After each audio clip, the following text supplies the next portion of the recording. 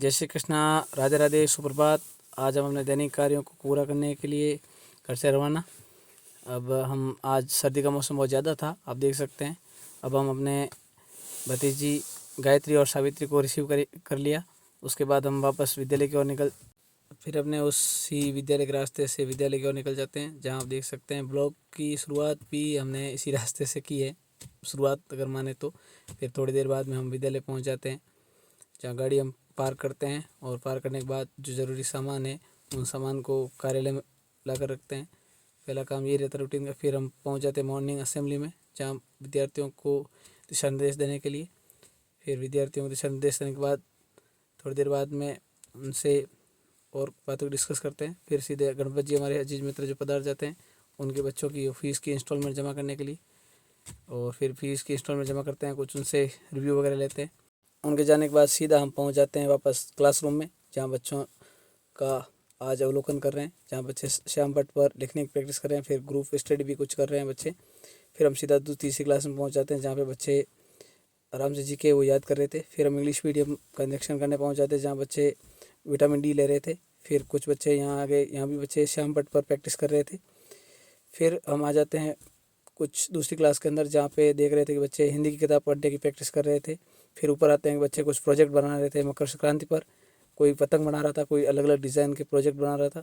ये विशेष है, बच्चों को सीखने के लिए महत्वपूर्ण है, क्योंकि एक प्रोजेक्ट विधि से सीखना ही सबसे महत्वपूर्ण है। और जितना क्रिएटिव माइंड का होगा उतना ही ज़्यादा महत्वपूर्ण होगा। फिर हम आपको विद्यालय के ऊपर का दृश्य बता देते हैं, दोनों कैंपस का। फिर आ जाते हैं वापस महत्वपूर्ण कार्य को पूरा करने के लिए ऑफिस में। फिर प्रोजेक्ट जो जांच करने थे वो जांच करते हैं। उसके बाद में कुछ इंस्टॉलमेंट फ़ीस की जमा करते हैं, और उसके बाद संदीप जी को मैं फ़ाइनल काम दे देता हूँ प्रोजेक्ट को ख़त्म करने का। फिर आ जाते हैं वापस दूसरी क्लास में जांच के लिए, जहाँ बच्चे प्रोजेक्ट बनाकर चार्ट विधि से सीख रहे थे मैथमेटिक्स की क्लास में। फिर देखते हैं अलग अलग विद्यार्थी अलग अलग चार्ट बना रहे थे। फिर आ जाते हैं दूसरी क्लास में, जहाँ बच्चे हिंदी विषय को श्याम पट्ट पर लिखकर सीख रहे थे। फिर आ जाते हैं नर्सरी क्लास में, जहाँ बच्चे हैं वो वाचन कार्य कर रहे थे। फिर पहुँच जाते हैं हम ऊपर क्लासों में, जहाँ पे बच्चे सामूहिक रूप से मैथ्स के सवाल सॉल्यूशन कर रहे थे। फिर रमेश जी अपना दैनिक कार्य कंप्यूटर ख़त्म करते हैं, उसमें छुट्टी का टाइम हो जाता है। फिर हम बच्चों की छुट्टी करके उनको व्यवस्थित और अनुशासित रूप से घर के लिए रवाना कर देते हैं। बच्चे आराम से घर की ओर रवाना हो जाते हैं। हम सभी शिक्षकों की जिम्मेदारी हो रहती है कि छुट्टी के समय बच्चे व्यवस्थित रूप से घर की ओर रवाना हो, ताकि फिर हम स्कूल क्लोज़ करके निकल पड़ते हैं हम अपने जो मुख्य हैं प्रोजेक्ट की ओर, जो दैनिक भास्कर और SP एक साथ में मेरे चल रहे हैं। कुछ आवश्यक सामग्री हैं वो A1 ऑफिस से ले लेते हैं। उसके बाद में अरविंद जी और रमेश जी को मैं रिसीव कर लेता हूँ।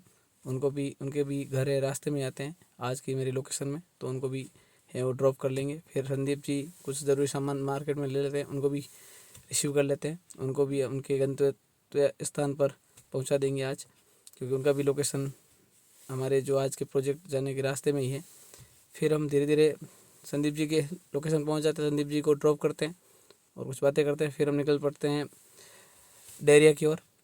थोड़ी देर बाद में हम डायरिया पहुंच जाते हैं, जहां आज के ट्रेनिंग को प्रशिक्षण वहाँ देना है मुझे।